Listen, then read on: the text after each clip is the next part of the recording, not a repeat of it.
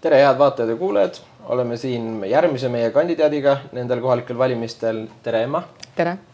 Et Emmaga oleme olnud ka siin varasemalt noortevolikogus pikki aastaid ja kui ma võtan samas enda aega gümnaasiumist umbes 10-11 aastat tagasi, et siis Viljandi linna noored ootasid kino ja mitmeid teisi asju, kuidas sa kirjeldaksid Viljandi noorte üldse elu viimastel aastatel siin linnas? No elu on läinud, ma arvan, tõusvas joones ja nüüd meie ootame spa tulekut.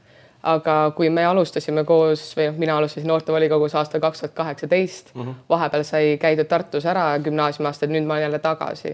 On rõõm näha, et linn on arenenud edasi ja on noortel ruumi, kus olla, kuigi samal ajal tegevust linnaruumis võiks olla rohkem. Sa oled nüüd ka olnud noortevolikogu liige, et millest üldse räägitakse, et kui arutatakse Viljandi linna teemad üle, et mis on noorte ootused, ütleme, mida järgmistel aastatel võiks rohkem teha või teistmoodi teha? Justkui on võimalusi hästi palju selles mõttes, et huviringid, spordiklubid, kõike justkui on. Linnaruum soosib tegevust, aga neid tegevusi, millega seda linnaruumi täita, on vähevõitu. Et kui eelmisel nädalal ise tänaval noortega rääkida, et mis on teie ootused päriselt, siis on see küsimus, et ma ei ole midagi teha pärast kella 6 õhtul. Kohvikuid Viljandis jagub, söögikohti, aga mõtestatud tegevust vaba aja täitmiseks sellist kohta on vähe.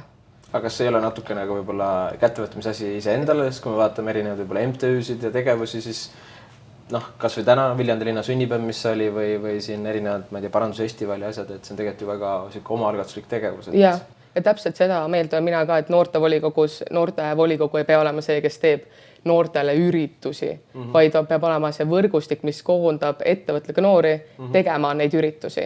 Ja niimoodi me saame sellest edasi, et ei vingu, et midagi üle teha, vaid võtame kätte, jagame noortevolikogus näiteks projektirahasi ja teeme need asjad ise ära.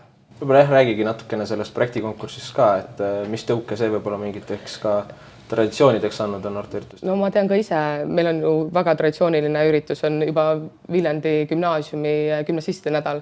Iga kevadel toimub nädala jagu, on tegevusi noortele ja see on hea päästik nendele noortele, kes gümnaasiumis võib-olla esimest korda korraldavad üritust ja nad näevad, mis inimesi, oma linna, oma kogukonna inimesi, see toob kokku ja annab selle mõtte, et teeks ühe korra veel, teeks järgmine aasta veel või teeks üldse midagi muud, et neid tööriistu tegevuseks on, aga mida seda täpselt täita, siis neid ideesi peab tulema inimestelt ümber ringi. Mõni sündmus veel, võib-olla millest rääkida? Minu enda vend korraldas paar aastat tagasi uues siis jalgpallihallis kogukonnakino. Jällegi tulevad inimesed kokku ja annad üldse täiesti uue funktsiooni jalgpallihallile, kus sa käid muidu sporti tegemas, lähed sinna, vaata filmi, snäkid ja üldse täiesti midagi muud. Okei.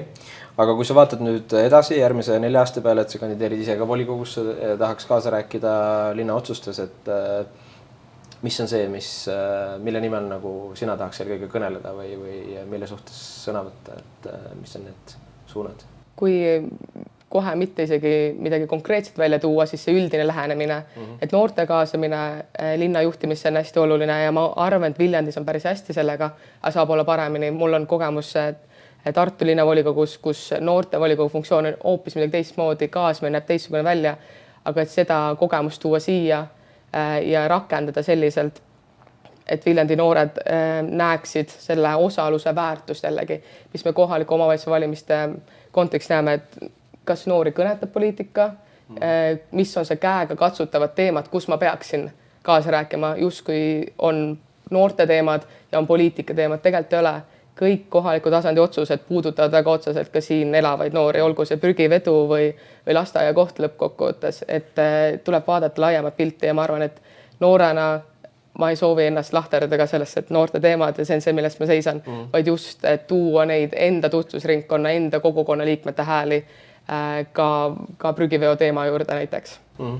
Tartu puhul siis oli mingi hea näide sellest mudelist, kus rakendatud on või mis sa täpselt mõtlesid? Tartu kogemuse poolest võib-olla see, et kui Viljandi noortevolikogu tegutseb eraldi komisjonina ja meil käivad kõik kõik eelnõud põhimõtteliselt käivad meie komisjonist läbi, siis Tartus noored käivad eraldi majanduskomisjonis, haridus- või kultuurikomisjonis, kõigis komisjonides on oma esindajad, kui küll mitte hääleõiguslikud, aga näeb, et siis iga esindaja igasse komisjoni. Ja me näeme seda arutelu teisel kujul üldse, et asjad, mille peale ise ei oskaks võib-olla mõelda, aga kogenenumad või üldse teistsuguse taustaga volikogu liikmed saavad avada seda teemat palju laiemalt kui see, kui noored omakeskis arutavad.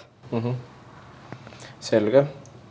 On sul veel mõni selline endale südamelähedane teema, mis sa tahaksid veel rääkida seoses nii-öelda Viljandi linna eluga või ka väljavaatega?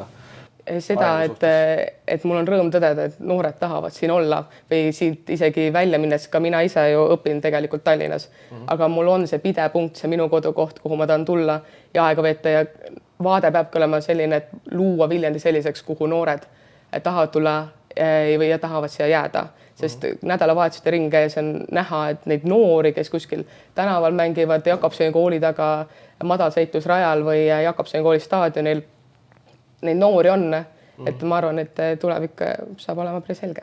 Nii et kodulinn sellise keskkonnana on tegelikult hea kord. Ja nii mõnus on siin tegelikult. Rõõm kuulda.